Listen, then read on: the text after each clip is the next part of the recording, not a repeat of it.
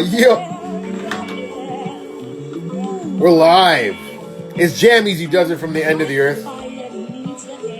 And today, just so I wouldn't forget, because sometimes I forget to mention it off the top, this show couldn't be provided. You know what I mean? It couldn't happen if I didn't start off by smoking some weed provided by Lickamore. Lickamore.co. Guys, go to Lickamore.co and type in Jam10 at checkout for 10% off your order. They've been sponsoring the show. They've been showing love. And sometimes I forget to say it off the top. So today, wore the shirt. That's that Lickamore logo. I'll tag them in the video.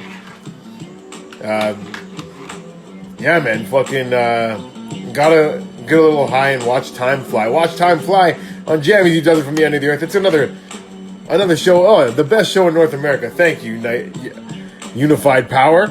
Fuck yeah, bud. In the news today, I seen pet groomers around Toronto. Pet groomers are confused as to what the rules are, whether they're allowed to be open for business right now. Are pet groomers essential? Doug Ford said, "Let me put this in some words that you pet groomers will understand." No, bad pet groomers. Get out of here. Talk to them like dogs. You guys get it? Fuck yeah, the jokes keep on coming. I seen in the news today, Bam Margera of Jackass. He stole a Bentley and crashed it into a tree. Bam Margera, Jackass, known for doing crazy stunts. I can imagine him saying, "I'm Bam Margera, and this is stealing a Bentley and crashing it into a tree." Oh! Or a house. Crash into a motherfucking house. Bam Margera. When the stunts get too real, he's been doing stunts for too long. All of a sudden, everyday life feels like a stunt. Is that a Bentley over there with the keys in it? How about I steal it and crash it into a house? Won't that be funny? But the cameras aren't rolling right now, Bam. Anyways, guys, speaking of sick TV shows, that started off as a TV show with some friends. Some friends, they made a TV show, they made it a hit. They made it a fucking hit. They ended up with some money, which is a great thing to bring my first guest on to, because he's making a TV show. It's about to be on 5-1 TV. It's Mike Mitchell of This Is the Thing. What's going Welcome on? to the show. Were you a Jackass fan? Oh my god, I loved it. Yeah, Bam Margera. He stole a Bentley and crashed it into a house. Seriously? Yeah, just today. Oh my god. I like to look at the headlines before the show, and that was a pretty, pretty bad one for Bam, man. That guy's had a tough time. He's been in some rough shape ever since Ryan Dunn died. Oh, yeah. He's like, "I'm Bam Margera, and this is developing a terrible meth habit." He's getting fat too. It looks like his dad. Yeah. Oh, he actually was one of the biggest stars because he got his own MTV show after, too. Like, he got a spinoff. Remember Did he really? Bam? Oh yeah. Oh, Bam, yeah. The thing that bugged me with Bam the most was he was always the cool guy. Like he never got hurt or like anything like that. Yeah, He's his always was a more pussy. like the silly personality ones. They annoy him, and he annoys his family, and like that's it. Yeah, that's exactly it. But I did love him annoying his family. It was fun. Like setting fireworks off in his parents' bedroom and antiquing them and shit. It was awesome. What was that name? Phil? Phil, yeah. Yeah, that was classic. Phil and April. The mom's name is April. Yeah, man. Well, fuck. But yeah, speaking of hit shows, you got one coming down the pipe. Have you ever worked on a show before? Is this your first creation? Buddy, this is brand new. It's brand new. Fuck yeah, bud. So tell me about it. This is the thing. When is it coming? What's it about? Yeah, so it's going to be on Bell 5 TV1 in April 2021. It's weird to say. I haven't. Time doesn't matter to me anymore. I have no idea what day it is. So when I say April 2021, I'm like, to me that's so far away. It's not. It's like 2 months. Oh yeah. I don't feel like one in quarantine, man. Yeah, honestly. So it's weird too because so I got in touch with Bell around this time last year, like February-ish, to like talk to them about like what was going on. Sorry, I'm holding the phone, so I'm like all over the place. Yeah, so just kind of to pitch them on the idea. I was like, hey, all right, so here's kind of this idea I want to do. It's got comics, bands. We're gonna do some stuff, just like in a record store, comedy club, whatever. What do you think? And they're like, yeah, that sounds like a decent idea. Let's keep talking about it. So we kind of kept talking throughout quarantine, and then like we actually formally pitched in April, Uh, and then it was green. Everything was greenlit in July, but we started working on stuff after like from like February to April before we actually formally pitched. So we had like 3 episodes written just in case they picked us up. I'm actually 'Cause blown away by how quick this process was. I thought you were going to say you were working on it for like a year or two. You got the idea last January, pitched it, and started filming it, and it's coming out this April. That's fucking it's all in. It would be like a little under a year between the pitch process, almost a year actually. It'll be almost a year from the day that we pitched to the day that it hits Bell. That's It's wild. crazy. It's crazy. And I looked at the description of the show. It said Mike and Tim. Yeah. Are you Mike? I'm Mike. Yeah. Yeah. Super creative with the names. Fuck yeah! So it's you, and then the other main character, Tim. Is he a comedian as well? Because I don't think I've met him. No, so he's not really. I work with Tim. We started making some YouTube content for Sunrise Records. So he's got this whole like series on YouTube called The Vinyl Countdown. He's like this hilarious dude that just goes off about bands. He knows more about music than anybody I've ever met.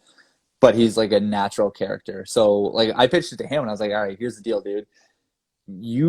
I want you to be in the show. I wrote this character for you. You don't really have to act, like just be yourself. That's it. Yeah. That's kind of it. So yeah, the show's about me and Tim, 2 guys in our mid-30s that work at a record store, retail life, but we're trying to not do that. We're trying to live the dream, right? So I'm trying to be a stand-up comic. He's trying to be a YouTuber that goes viral, and that's kind of what the show's about. And then there's like, so it's like me trying to do comedy and like going to open mics, and it's like, dude, I was looking at an edit for the open mic scene today on a meeting. I was like, oh god, this is like painful how accurate it is. Like very sparsely attended. No one cares about the jokes. Like Yeah, that kind of thing. Yeah, it's not too hard to recreate those because you've probably been to a lot of them. Like as a comedian, that's the grind, yo. You have to do a lot of those fucking shitty open mics, man. Yeah, absolutely. And yeah, so that's the one part of it.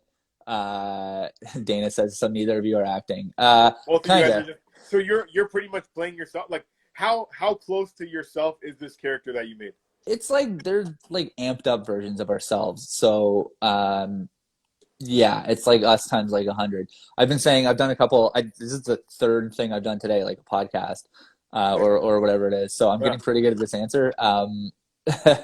It's like, okay, you watch Curb Your Enthusiasm. In no way am I comparing myself to Larry David because that guy is he's the man. But like Larry on Curb and Larry in real life are two different people, but it's like pretty similar. Yeah. Where yeah, it's all the stuff that like I would want to say to people that I don't get to say. And it's the same thing with Tim. So like I don't know, you know me, like I'm kind of quiet, kind of shy off stage. Not shy, but like I just kind of keep to myself. On stage, you're a different person, right? You got to turn it on and whatever. So it's kind of what it's like with the show too. Tim's fucking dude. Tim's so funny in this. Now, you in real life, you have a beautiful wife or girlfriend, a beautiful child. In the show, did you make yourself single? No, no, I'm not creative enough to do that. So when we were talking about like jokes and there's one scene where Tim's like, so like, what do you do? And I tell him, oh, I do comedy. And I kind of go through like some examples of my jokes. And I was like, I have one about how like people like touch my kid when I'm out in the streets. Like they reach in to like the stroller and like actually touch her, which is fucking gross. But it used to happen all the time when I'd be taking her out. So no, it's like it's pretty close to the real thing. You got to put your daughter on that show. That kid can act. I've seen your little Instagram videos of her. She's fucking one of the cutest kids ever, and I could see her on a TV show for sure. Thanks, man. Yeah, she's hilarious. Is she in the show? We have it planned to shoot with her in the finale episode. So that's the thing. Like we're not even done shooting. We have one episode left to shoot, but we had to kind of take a break for December because of COVID. So I was like, all right, well, we'll just. Yeah. How many episodes is the season? Yeah, it's 5 episodes, Five. five 12-minute episodes. So it's like it's literally only an hour of content, an hour of Huh. TV or whatever. But it is like I had no idea how much work actually goes into making an hour Yeah. of anything. You Like, pretty it's much shot a you pretty much bananas. shot a movie in a year. Yeah, for the most part. And but Yeah. like it's crazy because like you'll watch stuff like Marvelous Miss Maisel or something. Those are hour-long episodes. Mm. It's like how much work went into this hour? Like it's crazy, man. I have not watched one episode of Marvelous Miss Maisel. Oh, it's Should so I? good. Is it It's still good? yeah, it's really good, man. It's super good. Although the only thing I don't like about it is like, do you know kind of what the plot is? It's like the 19 like early 19 something, and there's a woman trying to do comedy or something. Yeah, sort of. So yeah, it's the 50s, and this woman, she's this married woman. Her husband is trying to be a comic, and like he's not a very good comic, and she ends up finding out that he just steals his routine from Bob Newhart. Um, and yeah, she's like pissed off about it. He ends up leaving her, and she gets like blackout and goes down to the comedy club and just gets on stage and starts ranting the one night. And she's like amazing. She's incredible. So the manager of the club is like, "Oh my god, this chick's awesome! Like I'm gonna mentor her and like try to make her become a star." Wow. And dude, it's really funny. But my only thing is like, she's amazing. She's so good right off the bat. Yeah, it's too That's unbelievable. not how it Uh, goes. Yeah, wow, women are so vindictive, eh?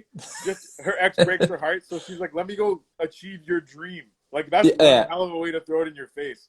Oh, it's perfect. And like, but she's trying to help him with it before that. Like she keeps a notebook and she writes down funny ideas for Uh, stuff that he could be saying on stage. He just never really does it. mm. I'll check But that. yeah, What streaming service is it on? it's on Prime. Okay, I actually have that. All right, Oh, there sick. you go. I'll give it a watch, man. Fucking if you had to compare your show to something we might have seen on TV, is it something completely original or like the obviously it's original, but you know what I mean? Hmm. Like the vibe of the show. Like what would you compare it to? We've been talking about this a lot. It's like kind of like a Wayne's World vibe, Okay. or even like some like weird Kids in the Hall kind of stuff, Mm. where like we've got our own little strange world going on here. Yeah. That there's a lot of not inside jokes is the wrong word for it, but like a lot of like winks and nods to the cameras about like different things. Mm. Um, yeah, yeah, And I've seen the Hamilton scene is pretty involved. Like I've seen a lot of guys in the preview that I've seen at shows and stuff. So that's awesome, man. It's like fucking. I ever since I started doing comedy, I've said that the Hamilton community is like, well personally I always feel welcome there, but I just feel like you guys as a group of guys you get along pretty good. Like the Hamilton guys are pretty tight. yeah. For the most part, man, I think so. But that you totally get along with the Hamilton scene because Oh you yeah. have the same like work ethic. You go everywhere. The thing with Hamilton is like the comics. We have to travel because we're 45 minutes away from everything. Mm. But there's only like yeah, we're a big city, but there's only so many shows that go on here. Yeah, but you guys do it pretty. As far as us fucking like Brampton's a big city, but they don't have that scene. Like you guys have a fucking scene. Like it's Yeah, it's the next best thing to Toronto, I'd say. I Right? think so, man. And like we're super lucky too. Like when I first started, and I started 5 years ago, but there's so many pros in the scene that you can actually like learn from, Yeah. and like legitimate pros, like people that have like TV credits and they've done comedy now, and like Manolis is the fucking man. But like That's exactly obviously, who I was thinking of. My first interaction with Manolis. I come to fucking Levity. I think it was Yuck Yucks at the time still. yeah, And Manolis, I was only like maybe 3 months into comedy. hmm And my name on the list is as Jam Easy. Somebody was saying something, and I was like, yeah, I don't know. Like sometimes people shit on me for using a stage name, whatever. But I was just I just came from being a DJ like a month before or whatever. And that was just hmm my DJ name. I had it on shirts, so I just was like, fuck it. I didn't realize it's easy. that comedians would be like looking at me like this guy's a fucking loser and stuff. Anyways, Manolis was like, he's like, who says something about it? I'm like, some Toronto comics, and he's like, fuck them. He's like, do you make people laugh in the crowd? And I'm like, yeah. And he's like, that's all that matters. He's like, who cares what other comedians think of you? And Yeah, funny, I've kept that in my head, and it's done me so like it's such a good lesson to learn so early to just not give a fuck about what other comedians think of you. Like hmm no disrespect to other comedians, but that's not what it's about. Like I'm a fucking audience comedian, not a comics comedian. You know what I mean? Yeah, man, that's exactly it. And like if you're trying to be a comic that makes the back of the room laugh, like cool, man, but you're doing it wrong. Those Mm. people aren't gonna like these people fucking beg for guest list and drink tickets. They're not gonna like pay to support you. I mean, I say that like I'm talking shit. Like I do the same thing. Like Um, But you know go what I ahead. mean, right? Like, Yeah, for yeah, sure. I know exactly what you mean, and I think that's one of the main differences I see in the Hamilton scene to Toronto scene. In Toronto, there is a lot of comedians that do it for the back of the room, and in Hamilton, there's a lot of guys who just fucking they're just whores for the stage. You know what I mean? They just like oh making the yeah, people in the crowd laugh, and I fuck with that vibe heavy, and yeah, I always felt more welcome there. As a guy starting at least, fucking now I feel pretty welcome in Toronto too. But my first sure. year, I felt way more welcome in Hamilton. Yeah, man, and it's kind of the way that the city's built. Like, there's no egos, no dicks, and if you do have an ego, and if you are going to be a dick, like people pretty quickly are kind of like, get the fuck out of here, man. We don't have time for this stuff. Yeah. But yeah, so you mentioned like all the Hamilton comics, and I'm like had to put him in for sure. Like Hmm. Jason, I off the top of my head, Manolis is going to be in it. Nice. Jason Allen, Anthony Malekis, Jerry Hall, Doug Koning, Chris Adoranti, Mike Oh, sick. Moses, Dan, like literally everybody that you can think of. Yeah, yeah. Um, Man, yeah, if I and was a Hamilton comic and I got left out of this show, buddy, I'll be pissed. I'll be you know so what though? There's pissed. guys that like we couldn't get in uh, based on and like COVID kind of fucked with numbers a mm. little bit because we had to keep the numbers You shot on the whole thing in set. COVID, Yeah, pretty much. That's pretty cool, eh? it's weird too, and like we had to figure out like, okay, are we gonna have COVID be part of the show? Like, are we gonna walk around with Did you? masks on and do all? No, we didn't do that. We even like we had one joke that we ended up cutting it, but like made sort of reference to COVID. Like Uh, somebody gets like really close to me, it's like right up here. I'm like, oh god, dude, you smell like Corona. And then we look back at it and it's like, no, this doesn't work. Let's just leave it cut out it. because you're not talking about it at all. Yeah, It's a different world, a world where COVID doesn't exist. Fuck yeah. yeah. It's a Man, fantasy. It's a sci-fi now.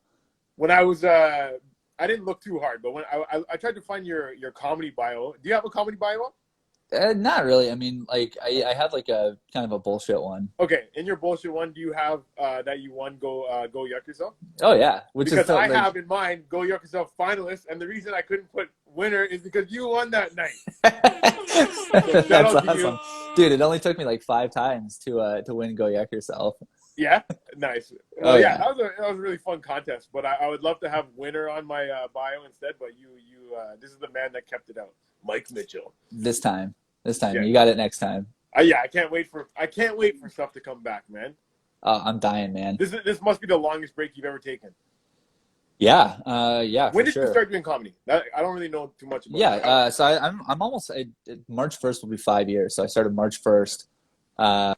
What the fuck just happened? Did I? Okay, yeah, March 1st, 2016.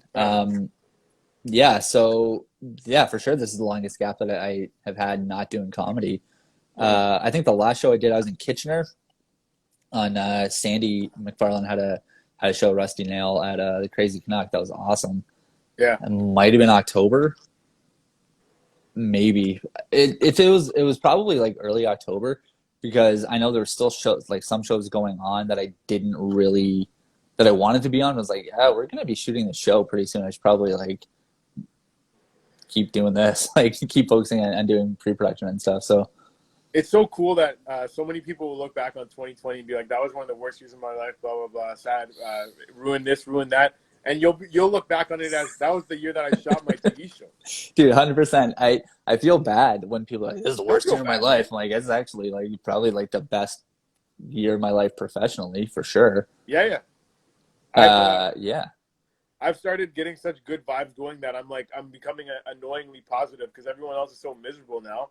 And I'm just like, yo, fucking life's good. Because I still work. I fucking Yeah. drive a truck. Mondays people come to work sad. I'm like, yo, we're making money right now. We're not fucking stuck at home. We're not on serve. Like I'm excited, man. It actually makes me feel good that I'm one of the lucky ones. Yeah, that's sweet. I mean, I've been laid off twice this year and I don't even care. I'm Yeah. like, all right, cool. I guess I'll just have some more time to spend not stressing about because that's the thing too. Like you drive a truck, you're by yourself, right? Yeah. Dude, I had to go into an office and like people, it's like, do you wear masks? Do you not wear masks? And then we started to have to wear masks. It's been a whole thing, and like that becomes stressful too, right? Oh yeah. Yeah, I don't mind it. It's been a pretty good year, but it's good, man. It's good. You got to be positive about stuff. I Have to. was a little miserable up till November, but December I'm like I'm gonna just start being positive. I'm just gonna close the year out on good vibes, and I've just been doing, like, I got myself a light that changes color now. I got a fucking oil diffuser. I just got all these little things. I stop looking at my phone when I wake up. Everything adds up, and I'm just fucking feeling positive as hell, yo. Yeah, it's not. Do you have one of those salt lamps? You got to get one of those salt lamps You know too. what? One of my same guy that told me to get a diffuser, he's like, you Yeah. should also get the Himalayan salt lamp. That shit'll clean the air. You know, man, I thought all that stuff was bullshit. Diffuser, super, super helpful. Salt Yeah. lamp, I don't know if it's like a placebo thing or like, I think it works. I don't know, Okay, what but do you think it does? I have no idea. It's So what do you supposed to mean you like, think it works? it's You just supposed to look at like, it and you're like, you're doing it's something. supposed to like clean the air or whatever, right? Like purify things, or I Are don't you know. feeling that your air is cleaner around the house right now? Uh, Down here, no, but upstairs where everything is, yeah, totally. Really, eh? Okay. Yeah, it's weird, different vibe. I also think my house might be haunted, but that's a different thing too. I thought this place was haunted too, man. What makes you think your house is haunted? Uh, just I don't know, just like weird shit, like weird noises. I was sitting on the couch actually a couple weeks ago, watching a movie. I was the only one up in the house, and all I heard was like a big crack. I'm like, what the fuck was that? And one of the glasses sitting on the counter just like shattered. Like, oh, okay, that's like nothing. It wasn't like it was a freshly washed glass. It wasn't too hot. It wasn't too cold. It just shattered. Yeah. It's just I don't know. It's weird, man. You get like weird vibes. And my daughter all the time, like she talks in her sleep a lot, but it's like very specific. Like, no, leave me alone. And like, there's no way this kid is having that many nightmares. Yeah, man. God damn. It's fucking spooky. I would Even be fucking shook. Yo, little girls are the scariest in like movies and shit. A and they little say girl stuff getting so matter of possessed, no, factly. leave me alone. Oh my Yeah. god, yo. That would be scary, man. Do you like horror movies? Yes and no. I don't Yeah. really. I get scared, man. And I find, like, say, ghost movies or exorcist movies, the scariest things are little girls. Don't you agree? Oh my God, by far. You ever see And that show, Haunting of Bly Manor, I think it's yep, called? yep, Yeah, it's fucking terrifying. yeah. It'll It's keep weird you that up. little girls are the scariest as ghosts, but they're actually the easiest in real life to beat up. Oh yeah, you could tune them for sure. Like, I think I could take on at least 13 8-year-old girls. Just bah, bah, bah. But if You it probably could. one came at me as a ghost, I'd be like, ah.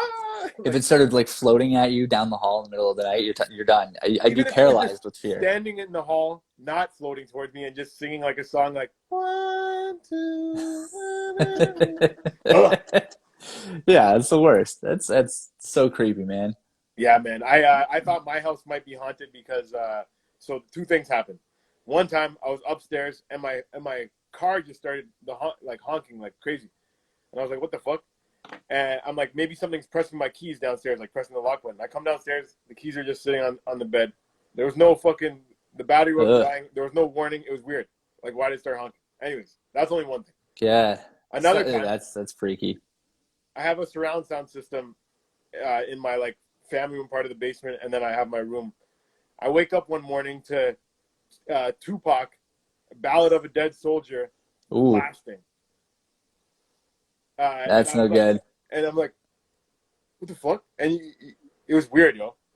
It was weird as fuck. I come outside and I was like, how did it press play? How did it turn on? Like, what the hell? Oh my God, I would have been out of there. That stuff like that freaks me out, man. You know what? I boosted the story a little bit. It wasn't Ballad of a Dead Soldier. That song is on the same album, but it was just the intro song, and it's just like dung dung dung thug life. Dung, You know what? dung. I appreciate though that immediately you're just like, I'm gonna be honest. You know what? Sometimes I make stories a little more exciting just because that's the comedian in me. You know what I mean? Sometimes you have to. You have to exaggerate. I get it. Yeah, it's the same way you exaggerate to make a fucking hit show. Do you feel confident about this show, Mike? Do you feel like this is going to be a big turning point? Fuck, man, I hope so. I mean, at the end of the day, the way I'm looking at it is like, even if it totally bombs, I get to make a TV show. I never thought I'd get to make a TV show. If I guess, like, I don't know how like contracts work with Bell 5 and everything, but like if you wanted to release it independently on the side, like on YouTube, like a year or two later, would you be allowed to do that, or they own like straight rights? Yeah, so Bell has exclusivity on it for 5 years. They can hold on to it, but with some of the shows, I believe, I have to double check the actual length of time in the contract, but you can put it up online. And the whole reason that I kind of knew that Bell, like beyond like checking the Facebook group or whatever, but the whole reason that I knew that Bell was going to be putting a show on is there's a musician, B.A. Johnson, and who's actually in our show, but he has his own Bell 5 show. Okay. But I didn't see it on Bell 5. I saw it, the whole thing on YouTube first. I was like, oh, I didn't know this was even on TV anywhere. Yeah.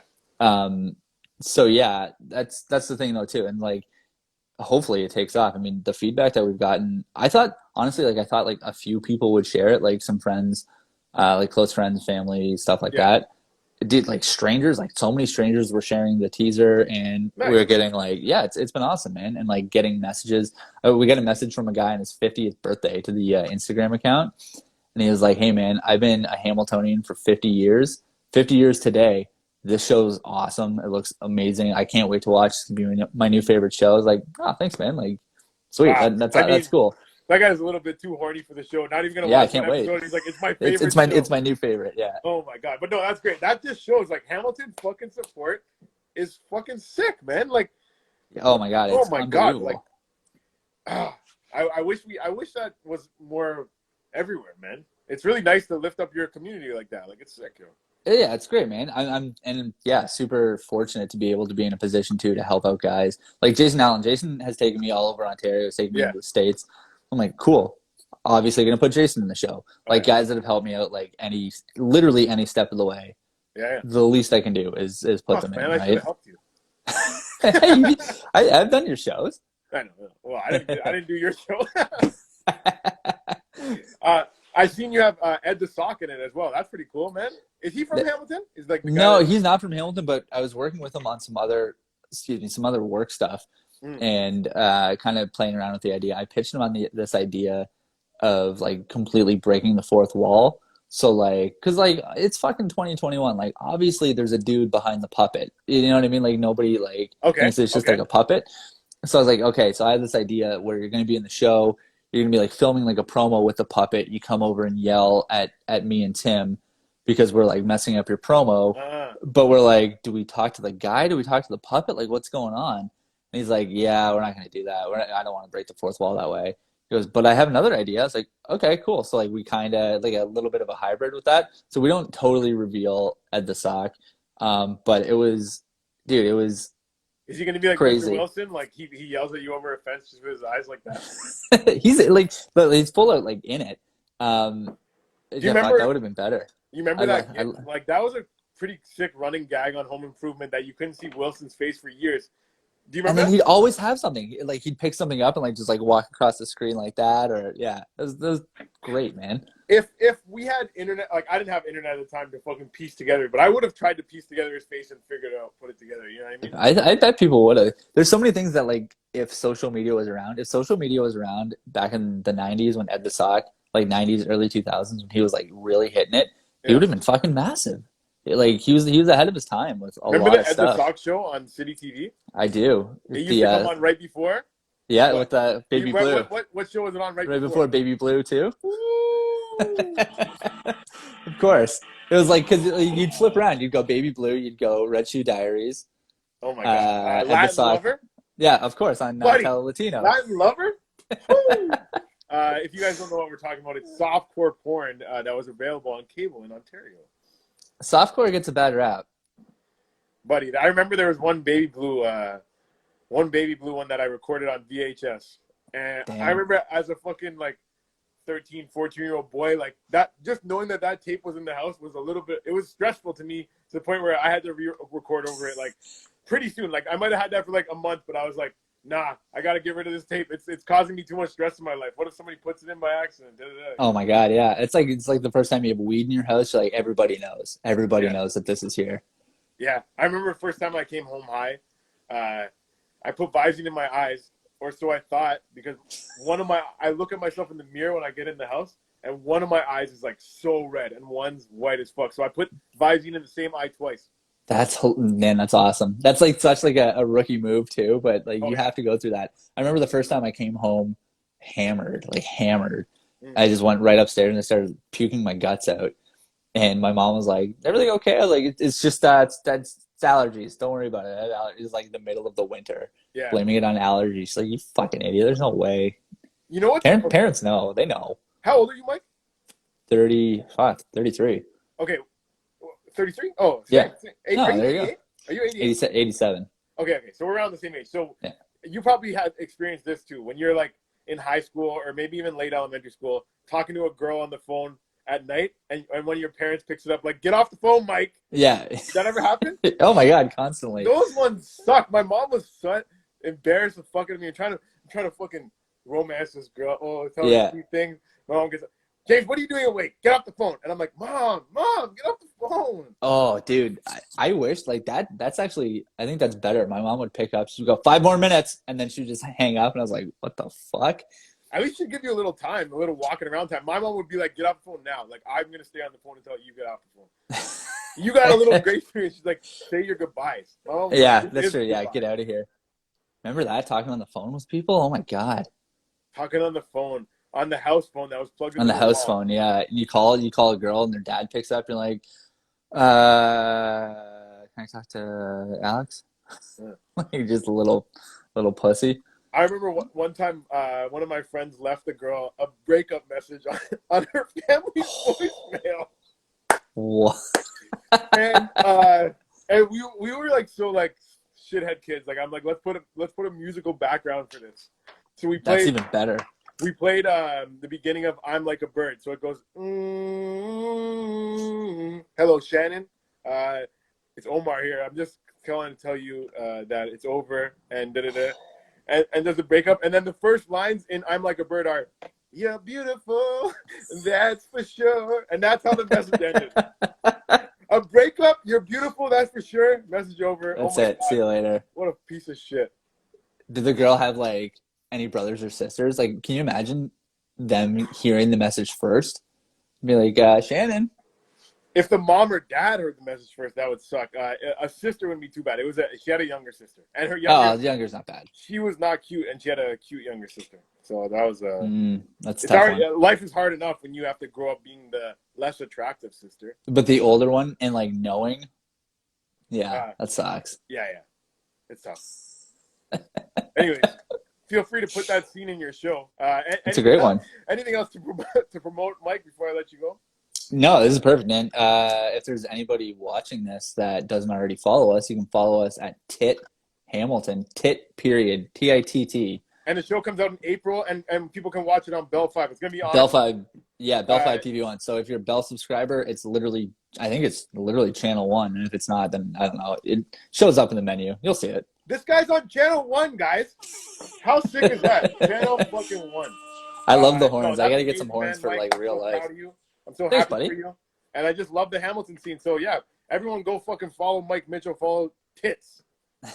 Yeah. On Instagram. Dude, thanks for having me out, dude. I can't wait. Honestly, I can't wait to do stand-up again. You got to get back down to Hamilton soon. Oh, for sure. We'll see each other. I can't wait to see you, man. Have a good one. Yeah, you too, man. See ya. Peace. Mike Mitchell, man.